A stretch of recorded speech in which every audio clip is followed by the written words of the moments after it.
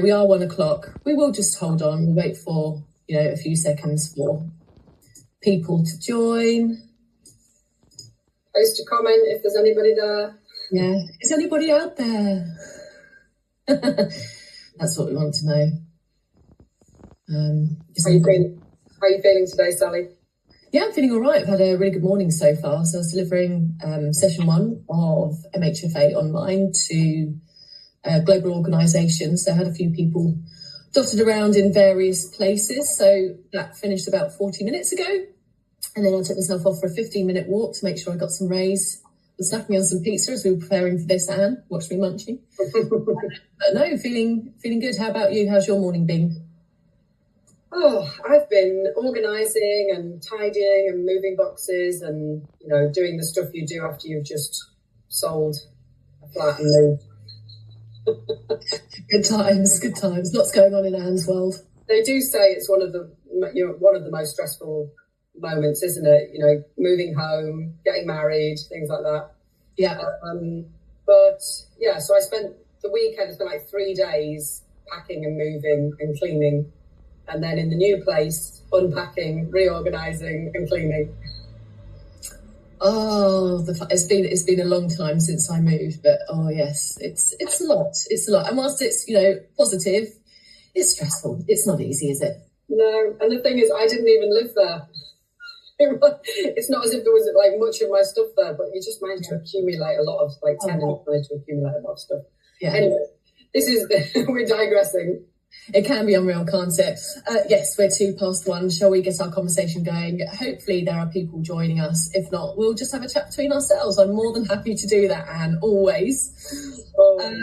So if there is anybody out there, hello and welcome to our LinkedIn Live, The Power of Community for Mental Wellbeing. It is Mental Health Awareness Week and the theme this year is community. By way of introduction, my name is Sally Desborough. I am a mental health first aid instructor, suicide first aid instructor, a workplace resilience and wellbeing accredited coach, also a certified NLP practitioner, and the author of the book You Pick Up on a Bad Day that I released in February. Mental health awareness is my thing, mental health awareness education. I have lived experience of depression and anxiety, and that's really where that kind of motivation stems from. That was the catalyst for me moving into the mental health and wellbeing space. Anne is a huge part of my community, a very important person in my life. And yeah, we support each other a lot when it comes to training, but also exchanging WhatsApp messages and whatever else. So Anne is a very important part of my community. Over to you, Anne. I'm not going to butcher your intro. Yes, and you are a very important person in my community as well, Sally. I'm very lucky to have met you. My name's Anne Camargo. I'm also a mental health first aid instructor. I'm also a full-time homeschooling mom, a health coach, trainee, a student homeopath, and a financial freedom advocate. And my background is in the corporate world, but nowadays I live a much more relaxed, peaceful existence, I hope.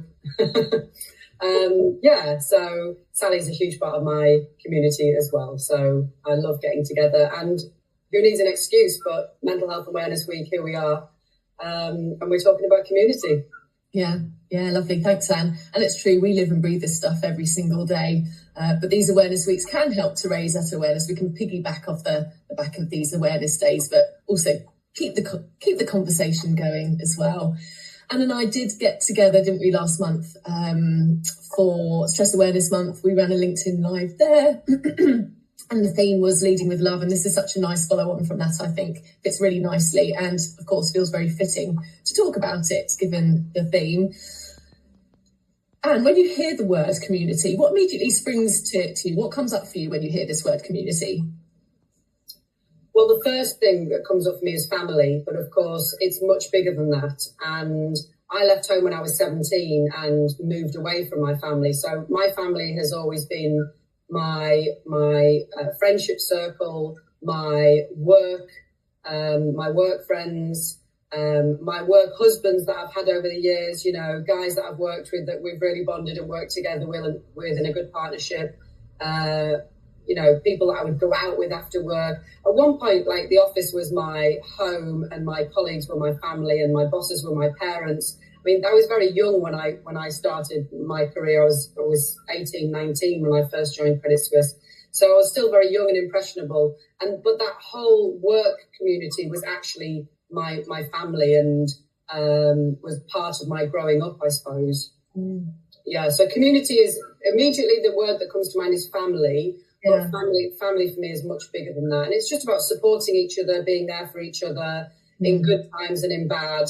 And also having, specific people in your family or community that you would go to for different things and for different type of support.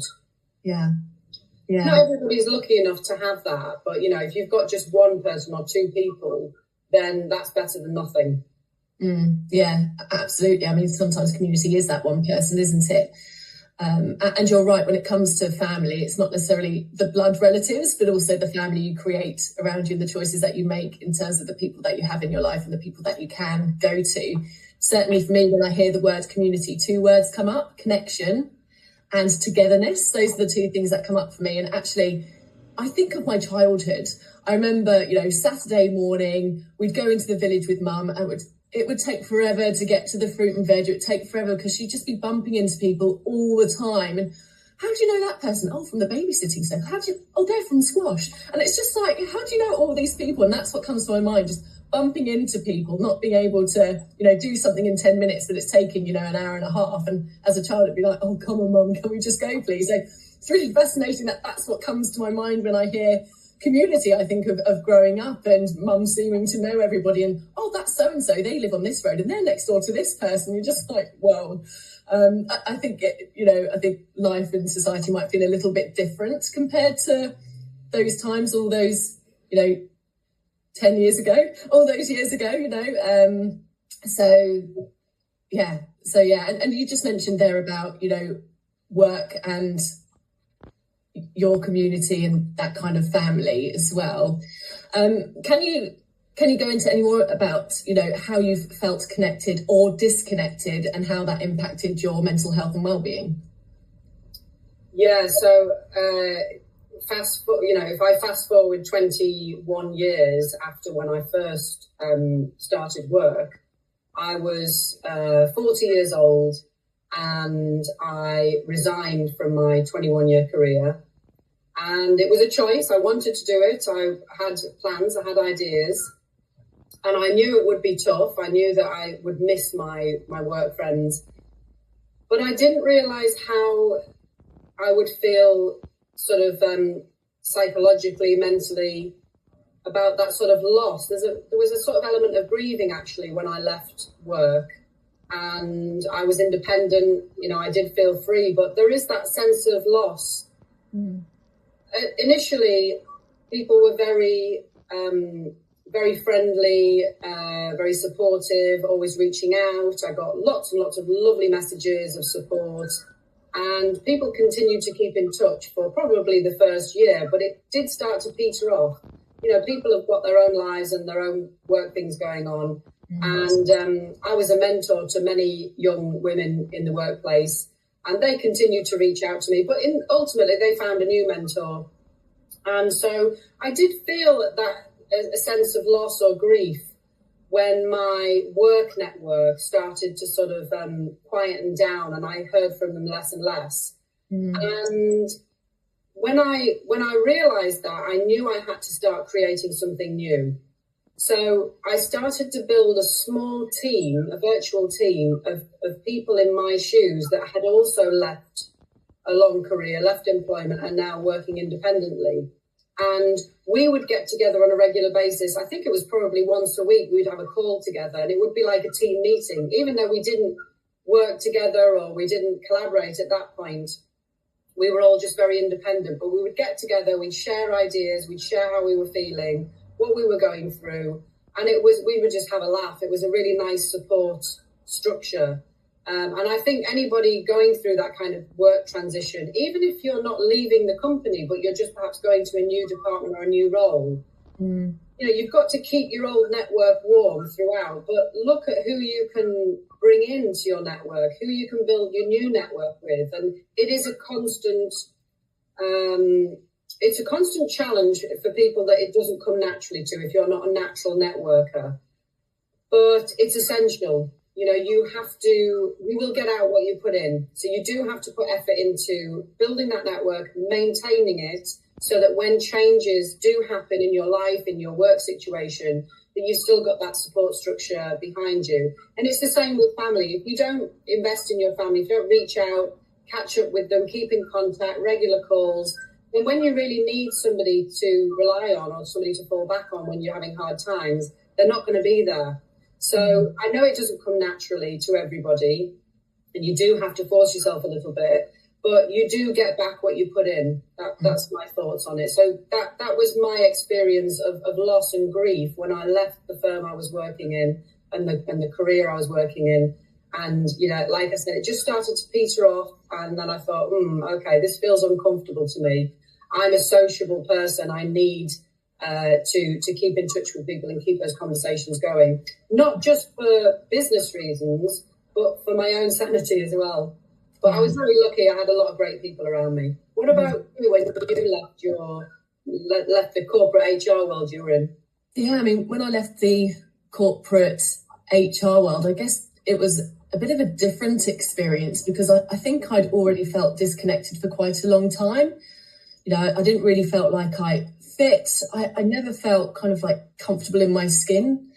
And so when I kind of left employment, I didn't experience the loss and grief. I created, two real meaningful connections while I was there, and we're still in touch now. You know, again, we contact each other, we call each other, we'll send voice notes to one another. Again, those relationships don't just maintain themselves, but I really connected with a couple of people there that were my safe space. So we're still in touch now. So I didn't necessarily experience the loss and grief that you're describing. And I think that's because I already felt disconnected, uncomfortable in my skin, very anxious, just not, my energy wasn't that great. Every day just felt really, really hard. Getting up, I'm going to have a good day. It's going to be a good day. And then you kind of get in and you're just like, it was really, really hard. And, that disconnection is massive. And it wasn't the first time, work-wise. I remember, in my very early on in my HR career, I was in a standalone HR role. And I remember one of the directors saying to me, you can't be friendly with anyone. And, I was very aware of, I didn't want to be friends. And, I couldn't really be friends. That was very much the messaging. But being friendly, having a laugh with someone, there was almost like I wasn't given permission to be able to do that. So I felt very alone at work. I felt like the HR police. I felt like the fun police, the outsider, the lone wolf who was, the policy and the procedural person. And then I wasn't even I wasn't able to have a laugh with people in the workplace. I just felt so disconnected, not of my own doing, but I felt very alone. And at that time, I wasn't really happy at home. So I felt alone at home and, working full time, 5 days a week. There was a huge impact. And of course, you got, family and friends, but I wasn't happy at home, but no one knew. It wasn't something that I was ready to share. I think I was living in denial as well. So yeah, there was a huge impact on my kind of mental health and well-being. So yeah, I kind of felt like I was put in a cage, and that was not a good feeling at all. And I'm sure a lot of people can relate to that, Sally, that feeling of loneliness at work, especially when you're in you're the only person in that team. And HR it's a very difficult place to work. Yeah. I'm sure a lot of people can relate to that. Maybe we could see some comments coming through if anybody can relate to that, or if anybody has any other thoughts on that, because that's two very different experiences from you and I there, isn't it, from when we left the workplace? Yeah, absolutely. And I think with community that we've already mentioned, it doesn't have to be a big, massive team. It doesn't have to be copious amounts of people. It can be just that one person in that one moment at that one time that can make a difference to you're not alone with this and you can share it with me. I mean, in the lead up to the last LinkedIn Live, I was feeling quite anxious about doing this, wasn't I? And then Gav wrote a post-it note saying, my darling is amazing at what she does. And that was just a really nice connection, something really simple. It wasn't a massive gesture, but just those small little micro actions can make a huge difference. And community is so important for our mental health and well-being. If somebody is feeling lonely, if somebody's feeling isolated over the longer term, there's research out there that tells us that it's the health consequences are equivalent to smoking 15 cigarettes every single day. I don't choose. I don't smoke 15 cigarettes every day, but if I'm feeling lonely and isolated, I might as well be. So, this is a huge biological need. Our nervous system needs connection. It's not just about emotional need, but it's a biological need. It's hardwired into us. And there is so much research, there's over 40 years of research that says that strong social connections improve health outcomes. It gets into our physiology, it gets under our skin. If we're surrounded by people who are caring, compassionate, if we're feeling connected in our community, your health, and both mental and physical, can improve. So, so much research out there, but sometimes I think that's ignored. What's Dominic saying? I think as you move up the corporate ladder, your community can shrink quite quickly. Very true. Very true. And it's very true. Tell us your thoughts on that. Yeah, that's really true. I remember when I was promoted to to director in 2014, I think, I noticed the difference straight away. People treat you differently. They talk to you differently,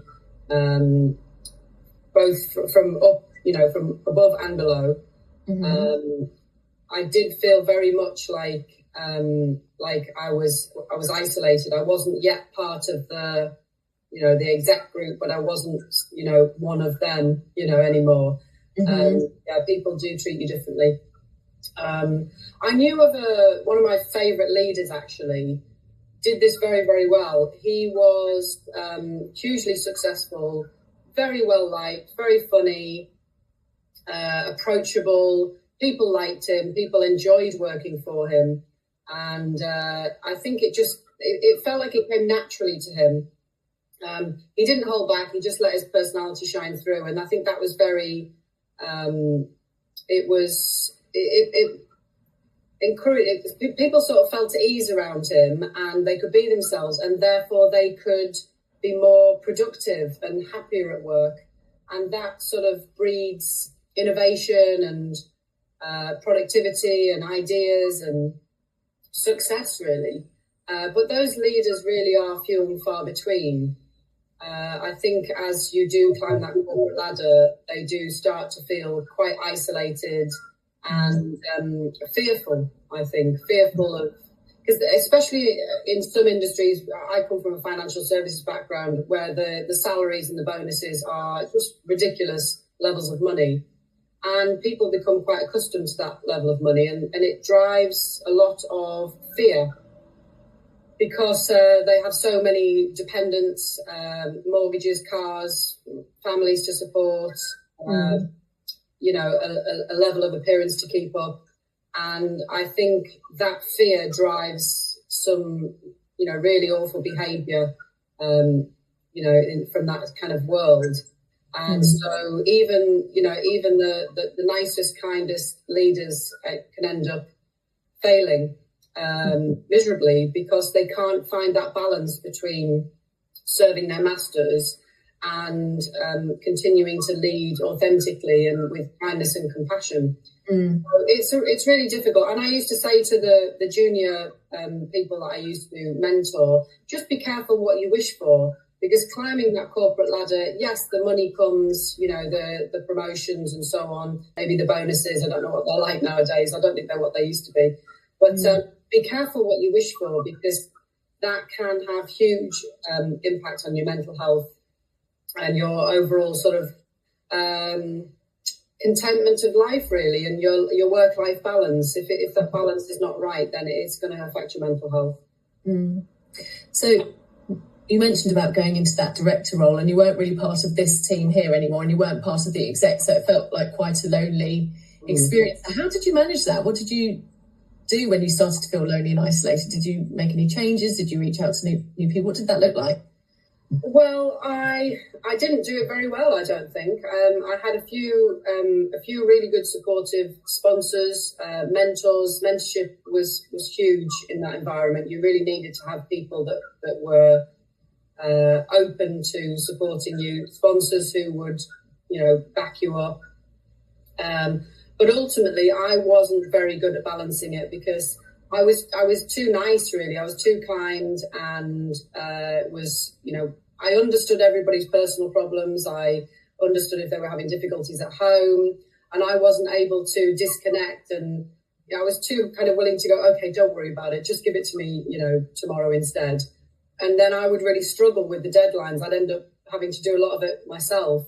So I was constantly trying to balance other people's needs and, problems and lives with actually delivering the workload. So I just wasn't very good at putting my foot down and, being that sort of taskmaster. I was just too, I couldn't do it. I was too friendly with my staff. I was friends with most of them. And we had I like having fun at work. I thought it helped take that next step up the ladder. And I didn't really want to, because I didn't like the way leaders would treat people when they would get to a certain level. They just became robots and not human anymore. And I wasn't able to do that. Yeah, that makes sense. So, because you'd seen other behaviours that weren't great, you didn't want to treat your own people like that. But then sometimes we overcompensate and go too nice, and then there's issues on that side. So it's a really difficult balance to strike, isn't it? Those kind of boundaries, isn't it? Yeah. I think, and you mentioned that leader there who was a natural and authentic and let their personality shine. And we know that leaders can play a huge part in how people experience work and the creation of community at work. So, as a leader, how they can role model, those connections, checking in with people, remembering the small things. So last week you had that presentation. How did that go? Or, organising that coffee chat for a Friday morning without an agenda. It's just about, getting together, also just those little everyday actions that we can do of, checking in and, how's that meeting? It felt quite intense. How did you find it? Just those small little check-ins. This is all part of building community and building connection with one another. We don't need big, massive, grand gestures or anything but it's those micro actions of those small check-ins, those, shall we have a team talk on a Tuesday at 10 or, whatever that might be, celebrating the wins, having a Monday morning, right, how were your weekends? What did everybody get up to? Just creating those opportunities. And I think that's more important now than ever because, the way that everything is constructed, it feels like things are built for disconnection with the use of technology now. We're on our phones, we're on WhatsApp, we're on social media, we're talking like this, which is very powerful. But we don't experience relationships in the same way. You could smile at me on here, but actually if I was with you, your smile would probably be even warmer if we were together, And so, disconnection through technology is very real. We know that stigma creates barriers to support too and feeling connected. So I think there's a lot getting in the way of building community. And you said it already, we've got to be intentional, we've got to be purposeful, we've got to build relationships on purpose and sustain and maintain them, because it doesn't just happen by itself. It might be more tricky because we are using technology so much and screens can get in the way of all of that as well. Well, I think in very large companies, they try to manufacture community. They create these networks and they create groups and they force people to get together for events and awareness days and things like that. But it's not organic. I think the organic communities that develop in that kind of environment are obviously going to be more impactful and more supportive. The forced networking, all right, needs must, but it's the organic stuff that I think lasts the longest. It's the people that you connect with, the rapport that you build with people, and that just sort of has to happen naturally. Possibly in smaller companies. I've never worked in a small company, but possibly they're a bit more sort of community orientated, family orientated. One happy team. Although that might be a bit utopia. I'm not sure, but certainly in very large companies, the way that the corporate hierarchy is structured and the way the huge floors of 500 people are laid out and designed, it's not really an environment for these kind of organic relationships and friendships and groups, communities to really start up. But they can and do happen. I have to say that after 21 years in that environment, I can count on one hand the number of people that I'm still in touch with, that I'm very, close with, and we support each other. And that's fine. You don't need lots and lots. Yeah. But you'd think after working with tens of thousands of people, spending that amount of time, between 8 and 12 hours a day with these people, you'd think that you'd be friends for life. But of course, it doesn't happen that way.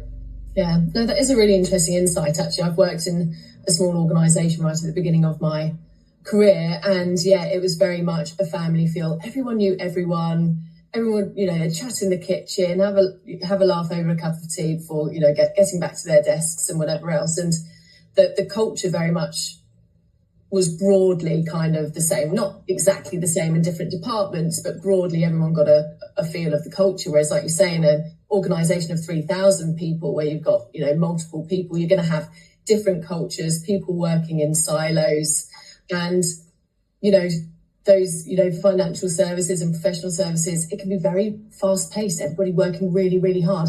And it doesn't feel like there is time to build the connections and the community, because ultimately, I've got to get that deadline done. Now I'm on this new project.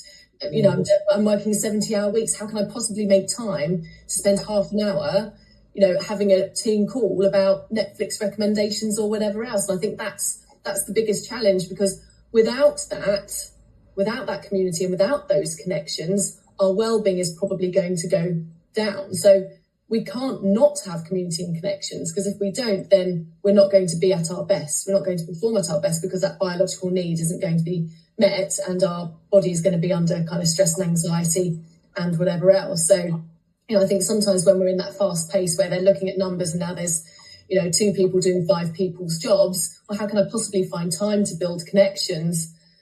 We've got to. We can't not, because of the implications for our health and well-being. But I think it's a really tricky one to navigate in these big corporate environments where it's performance, money, profit. You're not going to have any of that if your people aren't well. So it's I think that's quite a tricky one. One of the things we advocate on the MHFA courses, as you know, Sally, is self-care. And a huge part of self-care I always try to encourage is community. It's sort of doing things with other people. Yes, it's some people like to read a book, some people like to go running or go to the gym, stick your earplugs in and just be on your own. But a huge part of self-care, I think, is being with other people, connecting with other people. Yeah. And that could be through exercise and sports and clubs.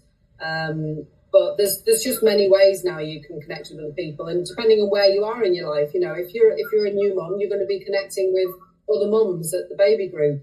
If you're retired and you're out of the workplace, well, you're going to be connecting with your local community in terms of your hobbies and your interests locally.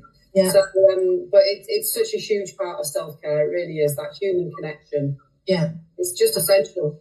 Yeah, and that's the thing, we can build community in our workplaces, but also in our personal lives as well. And, that could be, playing badminton in the back garden. I was talking to my sister last night and, with the good weather, they've been playing, family of 5, been playing badminton in the back garden. They've just been laughing and joking, and it, changes energy. If, someone's had a bad day, just get out in the garden, whack the shuttlecock around, brilliant. I play netball. That's a massive part of my netball girls are so important to me as part of my community. But at home, my other half is so important to my community. My sister is, my mum is. So, you might have these pockets of people, and like you said earlier, you might go to them for different things depending on what that kind of situation or issue is. So, it might not be one massive community, but it might be one person here, a couple of people there, my netball on a Thursday evening there. But it all adds up and all adds to the well-being. Yeah, absolutely. Loneliness is a killer, really. I mean, nobody should be lonely in this day and age. But yeah, I know many people that do struggle. They do struggle to reach out. They'd rather, sit on their own because they feel like they're a burden to other people, and so they don't reach out. And they night after night they're on their own. It's very sad. Yeah, it is, and I think that's that's the difficulty as well, because some people do feel like, oh, I'm a burden to people around me. They've got enough to worry about. But building community is also about sharing our own vulnerabilities, because when we do that, that creates safety for other people to then open up about their vulnerabilities. So it is a good thing to do, but there can be this worry, concern, there can be this stigma that surrounds, what are people going to think of me? Will I be judged? But as we build those relationships and as we build that community, it can feel safer to start sharing those vulnerabilities and therefore give people permission. So this is just as much about giving, but also receiving, being ready to receive help and support when we need it from our community. Absolutely. Fabulous. Well, we've been going for half an hour, Anne. Can you believe it? Any kind of final nuggets, any thoughts, any final bits of wisdom we can impart? Well, I will soon be leaving this beautiful English weather and heading back to Spain, where I have a whole different community there of family and friends. And it's a shame, actually, because it's been so lovely, hasn't it? So, yes, that's it from me, really. I'll be, my next updates will be from Spain. Yeah, nice. Thanks, Anne. Yeah, absolutely. Let's not underestimate the power of community for our mental well-being. It's vital, central, a biological and an emotional need. So we can consider today, what one thing am I going to do to reach out to my community if I need something, or how about reaching out to that strong person who you haven't spoken to in a while because they might need support as well. So maybe we can take one action today to think about how we can build community. Thank you so much. If you've been watching, viewing, we haven't had any other comments in the chat, but yeah, it's been great and always good to talk to you. Always great. We'll get loads of comments on the clips that you post on LinkedIn in the coming days. As people catch up. But everybody's feeling a little bit quiet today. Not as many comments as last time. Yeah. Busy week. People are probably tied up eating their sandwiches, having a break, which is a good thing as well. All right. Thanks so much, Anne. I will catch up with you soon. Thanks for watching. If you've been tuning in, take care, everybody.